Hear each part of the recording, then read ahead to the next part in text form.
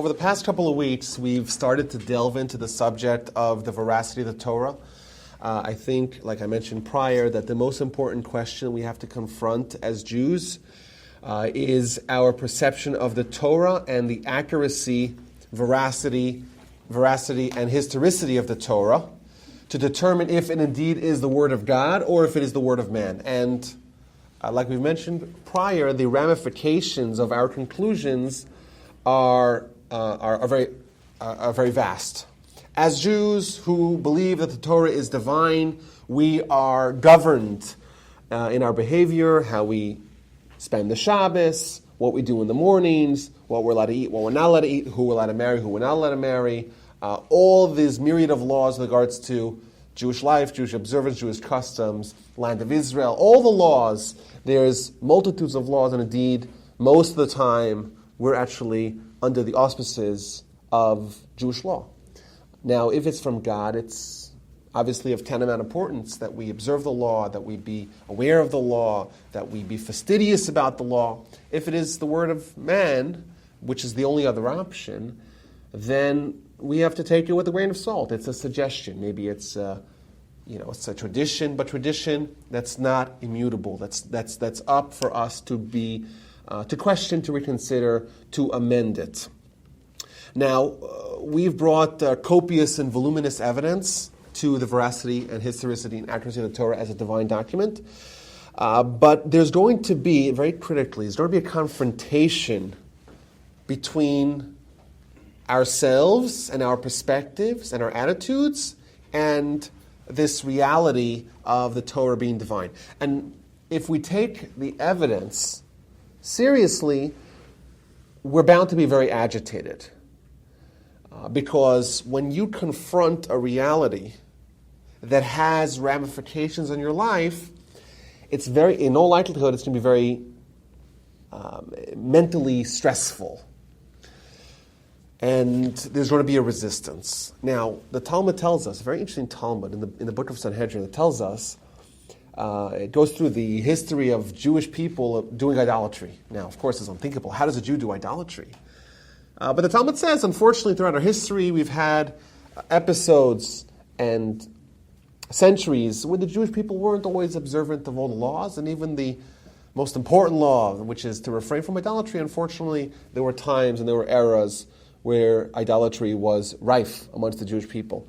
So the Talmud asks, how is it possible that have a nation of the Jewish people, the most rational people, the people of the book, the people who think through everything, to start bowing down to idols? It seems so insane. It's preposterous. Why would the Jews do it? Why would the Jews be caught up with this outlandish idea that some object has power, has ultimate power? So the Talmud says like this: the Jews knew that there was no substance in the idols. They knew it didn't really have any powers. So why did they submit themselves to the idolatry? They only did it to permit themselves to do sexual sins. This is a very interesting idea. The Jewish people wanted to have permissiveness in areas of promiscuity. That's what they wanted. They wanted permissiveness. That was their behavior. The problem is if your behavior is in direct opposition to your belief, you're going to be confronted with a problem. You're going to feel like you have to justify yourself. How is it possible that I believe one thing and I act in a different manner? If I want to have permissiveness with regards to my promiscuity, and then I have the Torah, which is the Word of God, I'm going to feel conflicted. I'm going to feel pain. I'm going to feel guilt. Every time I sin, I'm going to have guilt. So as a way to circumvent that guilt, the Jewish people adopted idolatry, which is a very interesting idea. Let's just let this sink home. The Jewish people did not believe, indeed, the idolatry on its own merits. They didn't look at the merits of idolatry versus belief in one invisible God, weigh the options in a vacuum, see which one was more reasonable, and go with that option. That's not what they did. They had their behavior. And their behavior, right, they had this desire to be a little bit wanton, in their sexual practices. That's what they wanted to do. That's what they were doing. The only way to justify that was idolatry. So idolatry was a justification for their behavior because it is more painful to behave one way and believe in an alternative life view than it would be to just rationalize and say, oh, idolatry, so many people are doing idolatry. So this is a critical idea that the Jewish atheism or Jewish idolatry of the time was not based upon rational, reasonable, logical approach, weigh the issues. Rather, it was just a way to permit themselves to behave. In modern psychology, there's a name for this, by the way. In 1957, there was a book called The Cognitive Dissonance. This is, I think, going to be this idea is going to be a little bit agitating. The idea that all of us, we are very quick to jump to ideological conclusions just because we don't want to face our own behavior. So if someone says, hey, driving on Shabbat is forbidden by Torah law, clearly, well, is it really forbidden? Is it I'm doing my job, I'm much better than everyone else? But that's just an example of us trying to justify, when really, like, the Torah is very clear about it. The Torah is very clear, you can't do work on Shabbat. Right, but we have a hard time confronting our own behavior, and thus we rationalize. People want to harmonize. People want to create harmony between their behavior and their beliefs. And if we actually examine it, we realize that we are biased because we feel like it's harder for us to change our behavior than it is to change our beliefs. So in order to harmonize our behavior and our beliefs, we say, okay, we'll keep the behavior the way it is. It's easier than to have to make tough decisions about that, and we'll change our beliefs. The problem with that is that, you know where that brings us to? That could potentially bring us to abandoning everything, to having idolatry. And if you were to ask the Jews, how did this happen? Why do you believe in this idolatry? They would say, well, the idolatry makes sense. There's so many people doing it. When in reality, what was really happening was that they were confronted by this conflict between their behavior or their desired behavior and their beliefs, and they just conveniently said, well, we'll modify our beliefs so that we won't have any conflict. I believe that every single word in the Torah is from God. And I believe we have evidence, tremendous evidence that that's true. Not only that, I believe that the words of the Talmud, the words of the oral Torah, are also from God. And I believe we have copious evidence to that as well. And we're going through this, and this is the fourth lecture on this topic. Now, the Talmud makes it very clear that there is an imperative to be constantly involved in growth. We can't take time out and say, okay, this is me time. Like, I'll leave my religious activities, my obligation to God, so to speak. That's, my 9 to 5. But then it's me time. The Talmud doesn't believe in that. The Torah doesn't believe in that. We have to be constantly growing. Now, that sounds like, whoa, okay. We have the obligation of doing all the mitzvahs. And now, once you do all the mitzvahs, all that other free time, that white space, that also has to be filled with spirituality. That sounds like a lot to us, right? Let's start from the bottom up. Let's move up the ladder progressively. But I speak to people. I spoke to someone recently, and he said to me, I don't know, I'm talking to these people, and I feel like I'm having an impact on them, but I don't see any change in their behavior. I don't get it. So I say to him like this. I spoke to him. This is a young rabbi who works in outreach in the United States. I said to him, well, let me ask you a question.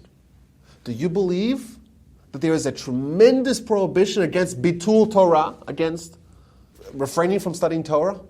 That means that every second we're obligated to study Torah? He says, yeah. Well, how come you don't behave like that? Well, and the justification begins.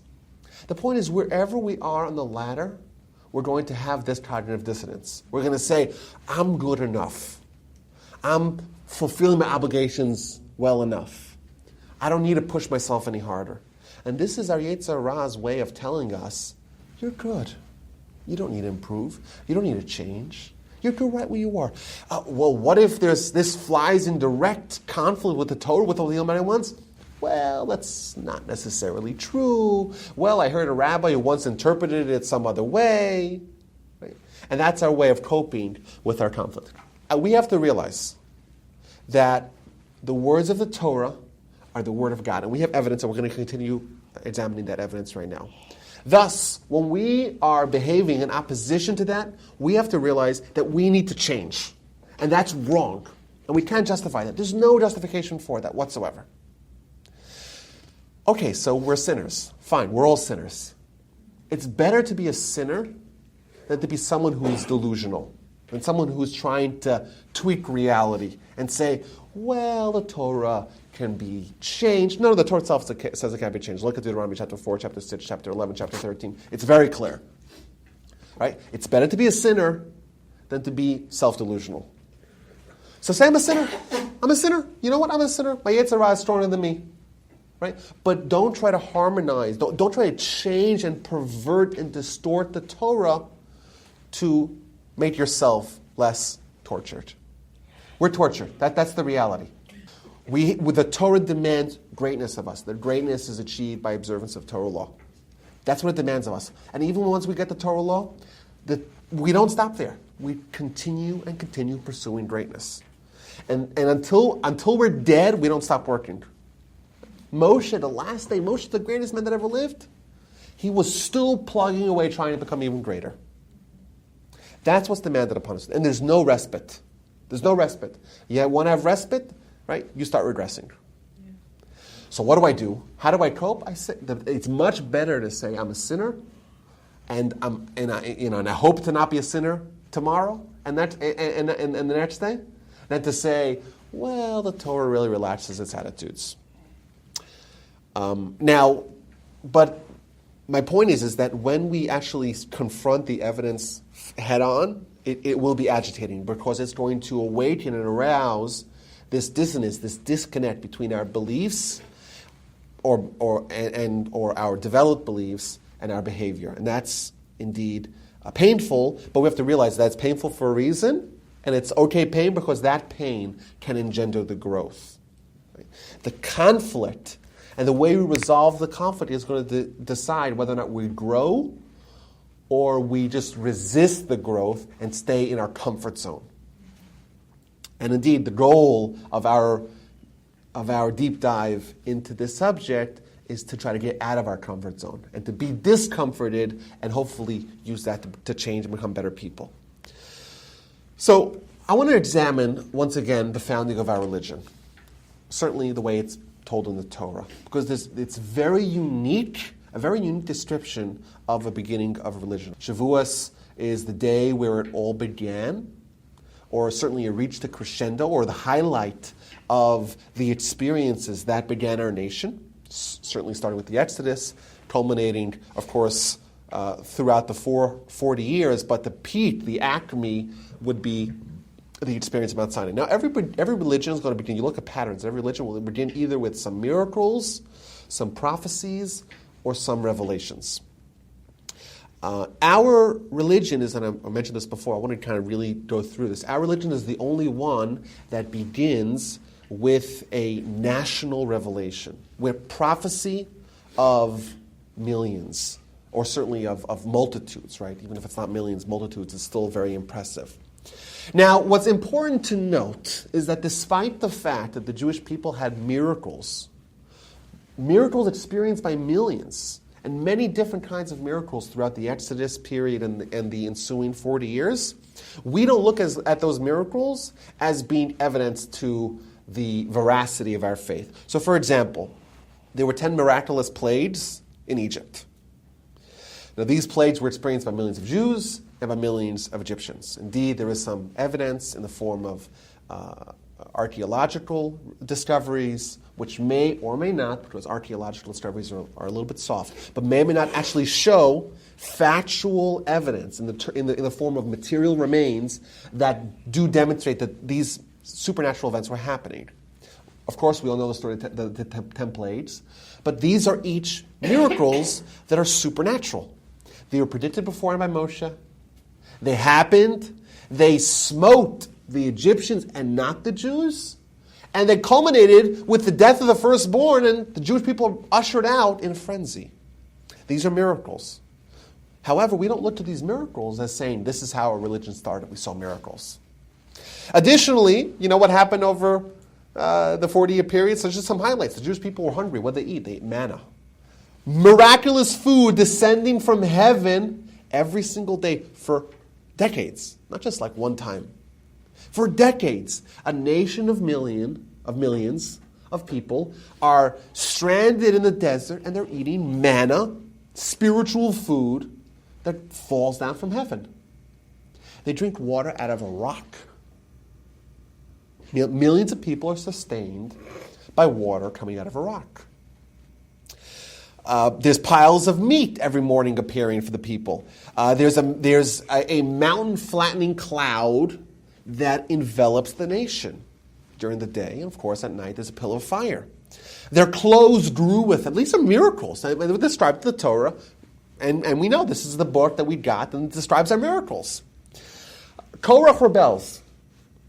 Korach makes a rebellion. Of course, Aaron's staff miraculously sprouts almonds, and there's a fire that consumes the 250 collaborators of Korach. The earth opens up its mouth, and it's the perfectly timed sinkhole that swallows up Korach and his wife and his family and all the people that were there with him, all their possessions. These are miracles one after another. But if you notice, we don't use these to kick off our religion, even though these maybe alone would be enough. But if it was just a miracle, well, other nations have alleged miracles. Right? Ours is greater. The miracles are greater because they happen to millions of people, and they happen over a sustained period. But still, we have something even greater than that. We have a revelation, we have prophecy in the form of millions of people experiencing. You read what the Torah describes. Millions of people having a face-to-face conversation with God. This is an event unprecedented in human history. And this is so impressive that it dwarfs the description of miracles, even though the miracles happened over the course of decades. No other nation claims that. Every other nation, either they have miracles, but those are one-time miracles. You know, one of the miracles of Islam is the fact that Muhammad, who was illiterate, miraculously became literate to be able to write the Quran. What an achievement. Right? Or maybe someone else wrote it, or maybe he wasn't illiterate. But that's a miracle. You just compare the miracles, just the scope of the miracles that kick off our religion and other religions. You know, JC walks on water, right? Whoa, whoa, wow. Revives the dead. Whoa, miracles. You know how many people revived the dead in Jewish history? And not only that, these events were not ones that were written 60 years after the events are alleged to have happened. We have documentation, eyewitness accounts. We have contemporary accounts of these events happening. And we don't make a big fuss over it. We don't say, oh, some guy revived the dead or allegedly did that. Oh, he's God. Oh, he's son of God. Oh, he's a prophet. No, we don't do that. We don't get all excited about that. It's common day occurrences. And you know what? If a miracle happens once, maybe it was sleight of hand. Maybe there's some trick. I saw a video of David Copperfield making the Statue of Liberty disappear. I might not know how it happened, but it doesn't mean anything. It's a miracle. Right? Even if it is a miracle, so what? The conclusions that you reach have to be commensurate to the miracle itself. Elisha revived the dead. Does anyone say Elisha's God, son of God, or any of that nonsense? Even Messiah, prophet, right? He was a prophet, of course. But right, we have to realize that our nation, we have miracles that happen all the time, and we don't make a big deal about it. And then we have miracles that happen over the course of decades that sustained millions of people, and even that is dwarfed by a national revelation. No one else has that. And the question we have to ask ourselves is, why not? If our religion was founded by some society of really wise scholars, how come they were able to conceive of an event that didn't happen, and other nations were not able to do that. We're the only clever religion that's able to be founded on a hoax as grand as a national revelation, and no other nation could quite figure that out. We put a patent on it. Is that what happened? We put a patent on it. It says, only we could concoct such a story. Why wouldn't other nations follow suit? Why wouldn't Joseph Smith, who, in my estimation, was a fraud, because he didn't actually get no golden tablets, and reformed Egyptian doesn't actually exist, and he didn't meet no angels. Right? But if he's a fraud, why wouldn't he make it up with a lot more pomp? Say that there were millions of people who saw this angel. Why wouldn't you do that? Isn't that more powerful? The answer is you cannot do it.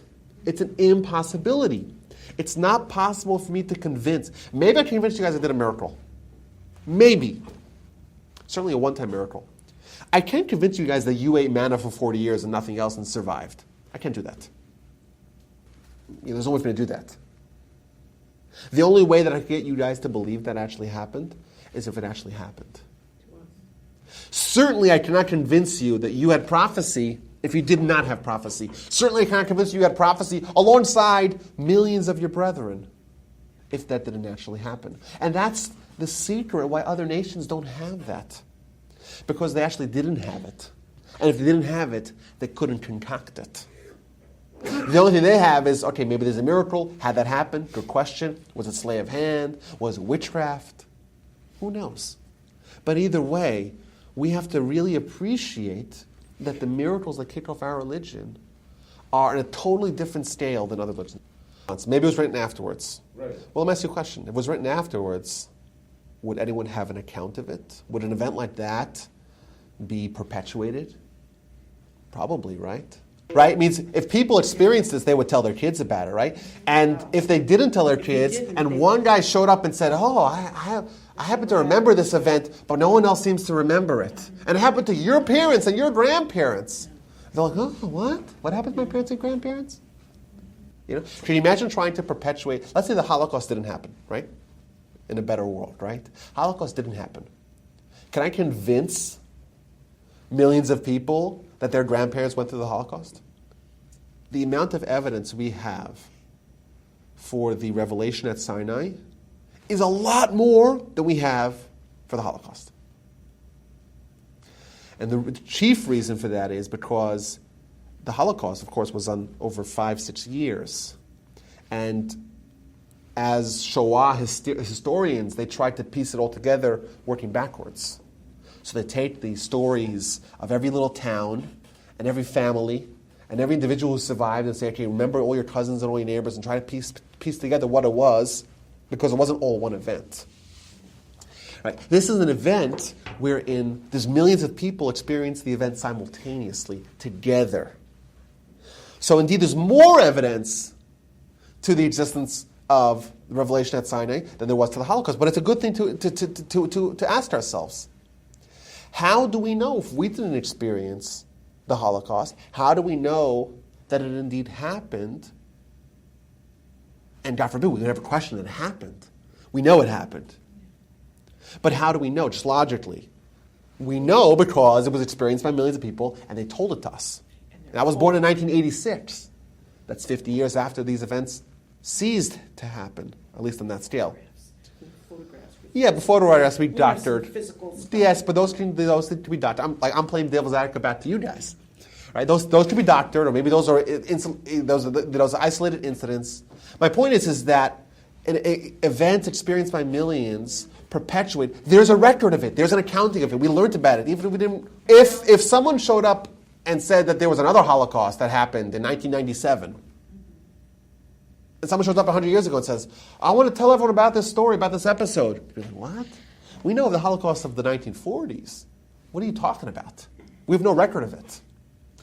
Just imagine trying to perpetuate that. You couldn't do it. Can I make up a Holocaust that happened in the 1830s now? Right? We could talk about the 1748 massacres of Khmelnytsky, right? Because that we have a record of. Right. But it's outlandish to suggest that someone could show up after the fact and say, I have an account of some event that all your ancestors, in the form of millions of people, experienced. It was the most dramatic and transformational event in all of human history, but no one has an account of it.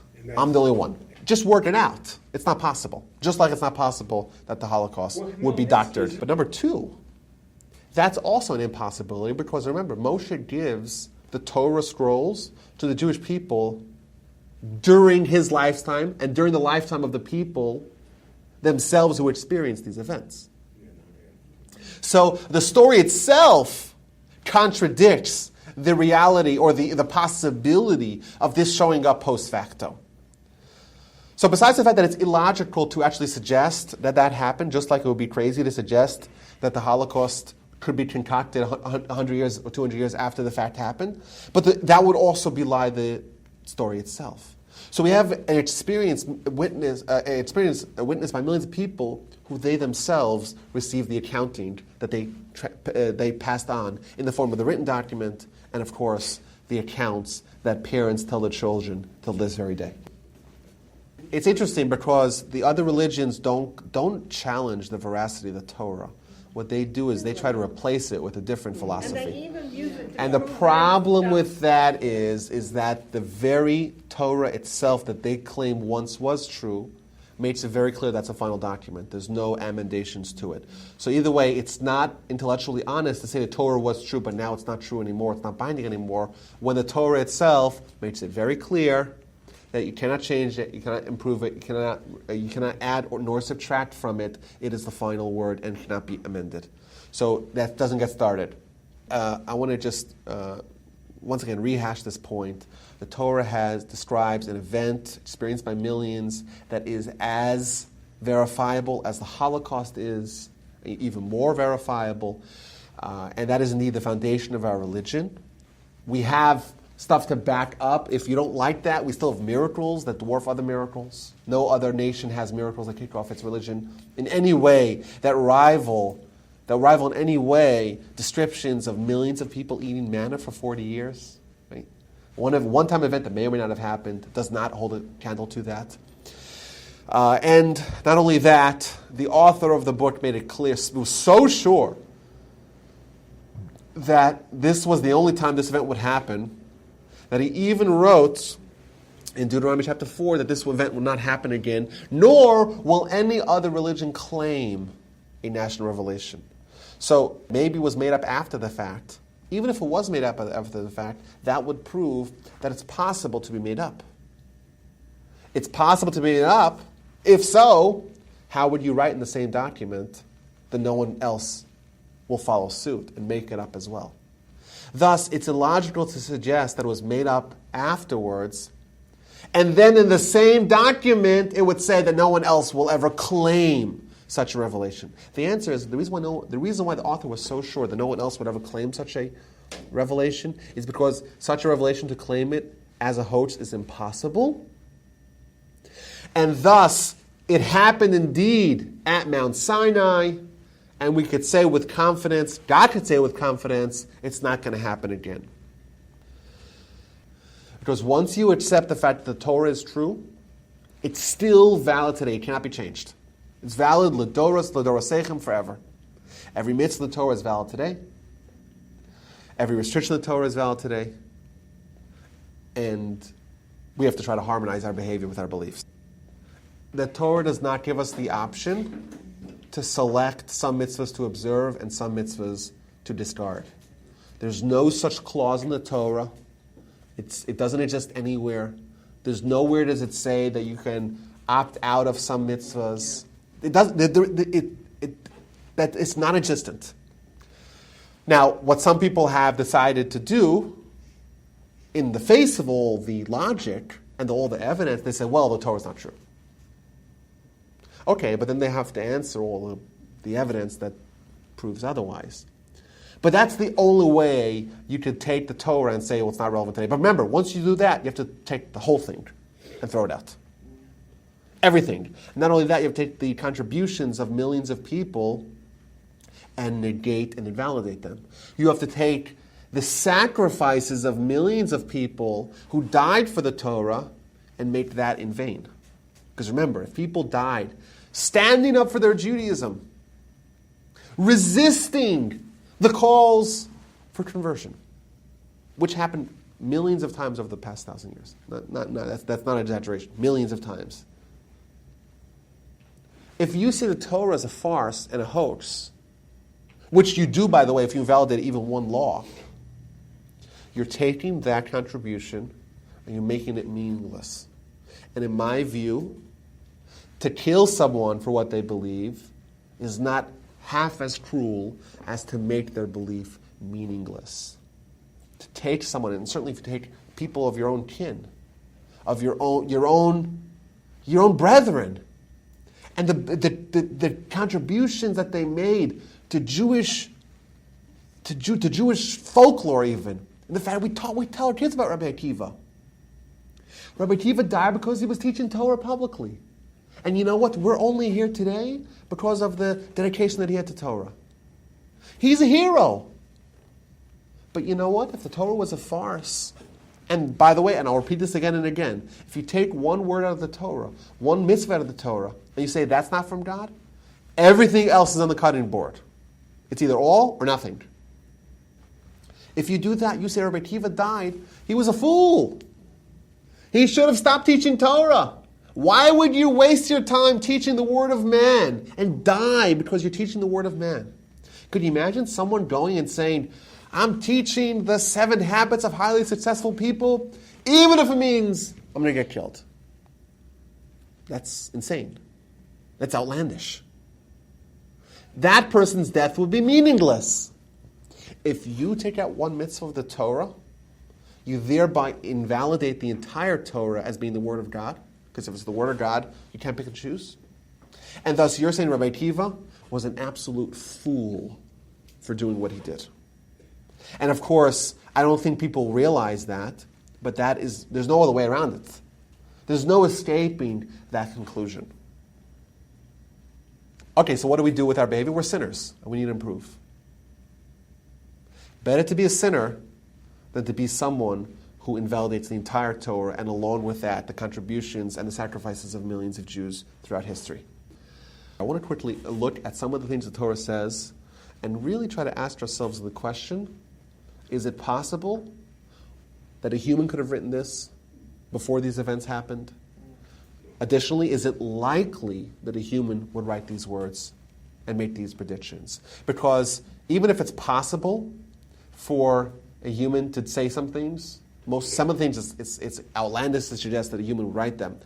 But even if it's possible that a human would write them, would someone who is making up a farce and a hoax and perpetuating a non-truth in the form of the writing of the Torah, would they be likely to choose to write things that are very unlikely to happen unless God's involved? Because remember, if God is not the author, if a human is the author, and they don't have God collaborating with them, so to speak, they cannot go out on a limb and say events that are highly improbable are going to happen. If I was going to make up a prophecy, and I don't have God there to actually substantiate that, I won't say something that's a very unlikely to happen, right? A very high implausibility factor. I'll say something that's very likely.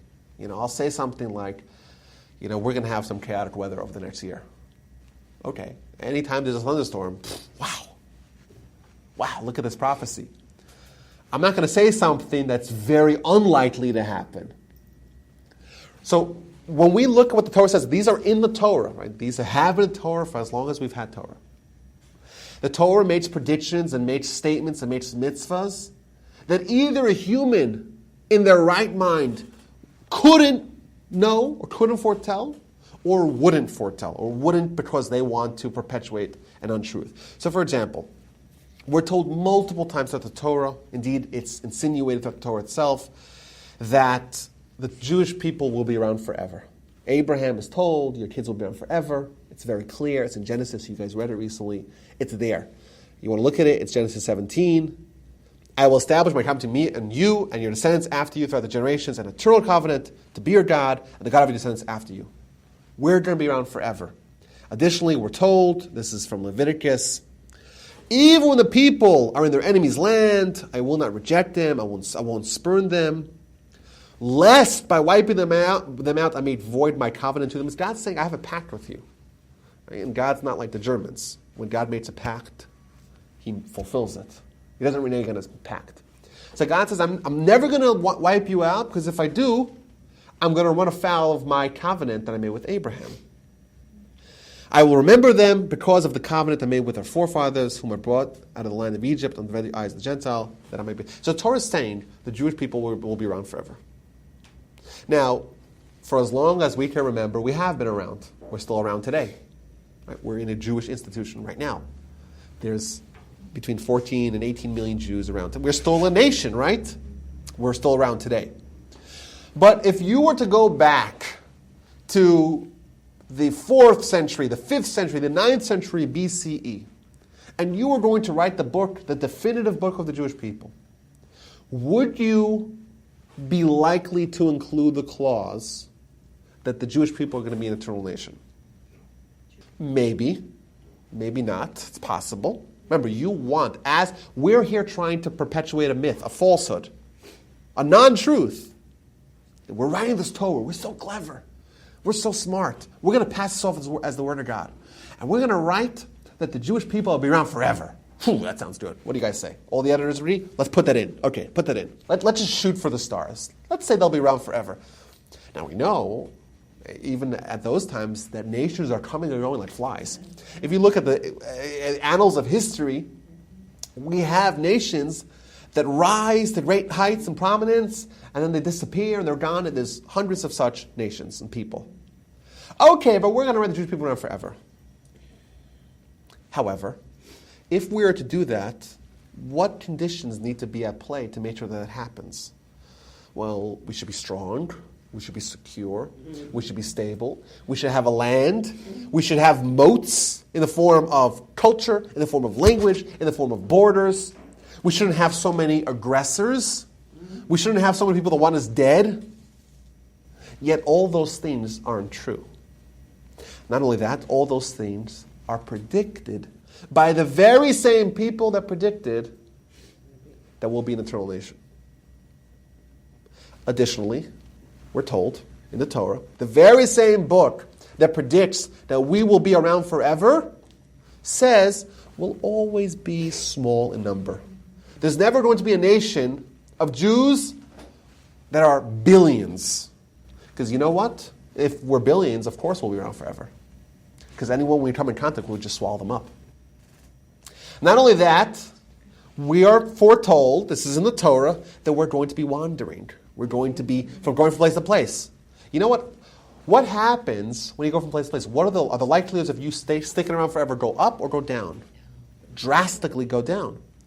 So just think about how we're putting ourselves into the corner. Us, the great elders of Zion, the wise people that are making up this farce, this Torah, we put ourselves into a corner by saying we'll be an eternal nation, Jewish people will be an eternal nation. And then we made that reality an impossibility, or an implausibility, certainly an implausibility, by the rest of the predictions that we made. And we'll go through this next week at greater length. But we're predicting in the Torah that we'll be constantly feel the assault of anti-Semitism. Exactly. We are predicted that the Torah predicts that we will be scattered from our land. We'll come back to the land. By the way, that's happened. It's happened to our nation and no other nation. There's no other nation that has had that. We're told it will be on the four corners of the globe. That happened, but we'll stay a nation.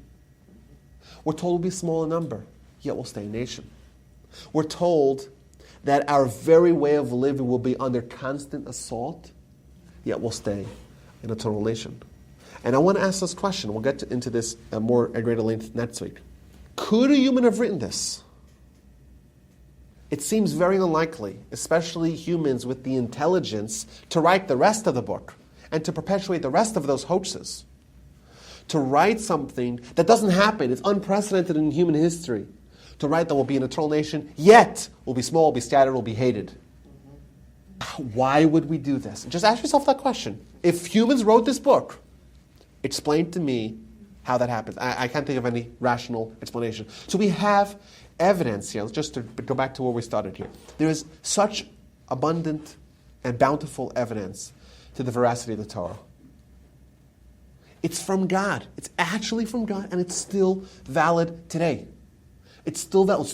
The Almighty is still talking to us as Jews, giving us mitzvahs, giving us direction, giving us a vision, a destiny as a nation, what our role is, how we're going to contribute to bringing the world back to God, back to sanity, back to sobriety, to bring the idea of God into the world. We see tremendous success. If you were to compare the world, state of the world, freeze frame, the way it is today and the way it was 2,000 years ago, we see dramatic improvement. The vast majority of the world now believes in God, or at least a close idea to the idea of the Jewish God. The Jewish people are back in Israel after 2,000 years of exile. Right? The Jewish people are coming back to Torah after 200 years of rebellion. We see things coming together. It's true. It's true, and thus it's valid. And thus, you know what else is valid? Every single verse. We don't say, this verse I like, this verse I discard. Because by doing that, we're discarding the entirety of the Torah. We have to really recognize that. And this, indeed, like I said, this is going to be very agitating to us. It's very unsettling to know that the Torah is actually the Word of God. Because you know what? That makes our life much more difficult. And we want to avoid situations where our life is more difficult. But just like, I'll tell you, this might not be the best of analogies. But if you keep on getting those letters from the IRS, and it's actually from the IRS, it's not one of those hoachsters, those Nigerian prince guys, it's agitating, it's frustrating, it's making your life maybe a little bit more difficult, but it's still real. It's still better for you to respond to that. And it's a bad example because the Torah initially may seem to us like it's the IRS coming, and it's, oh my goodness, I want to just ignore it. But really, it's a better way of life. It's more rewarding. It's more meaningful. It gives us purpose in life. It gives us pleasure of the higher variety, of the spiritual variety, not just the simple ice cream pleasures. So yes, it's difficult. But you know what? The things that are more difficult are the ones that have the greater payout. To love your child is very difficult because they wake you up in the middle of the night and they're absolute brats. But we do it because we recognize that the pleasure that we get out of them is greater, and thus it's worth the effort. The Torah demands great things out of us and difficult things out of us. And we think that it's so just all painful. But really it's not painful. But even if it is painful, it's still true. And we try to avoid it, but we come into confrontation with the fact that it's real, it's agitating, but that's okay. Because that agitation can bring to growth. And that growth can bring to transformation. And that transformation could bring the world to the Tikkun Olam, and thus to Mashiach that we're all pining for. And it's a better life, it's a more difficult life, but statistics are very clear that if someone is accustomed to self-control, to resisting, to willpower, the things that the Torah demands of us, they're likely to have better relationships with their spouses and children. They're likely to have lower rates of divorce, certainly lower rates of abuse, lower rates of chemical dependencies. They're likely to have greater incomes. They're likely to have greater levels of happiness in their lives. Because yes, self-control and resistance, those things look difficult to us. But ultimately, in the aggregate, we're better off. Like I said, it's agitating at first, but we have to realize what the alternative means. The alternative means absolute disaster, because it invalidates all of Judaism, and not only that, it's a little bit intellectually disingenuous because you have to run away from the bountiful evidence that prove the veracity of the Torah.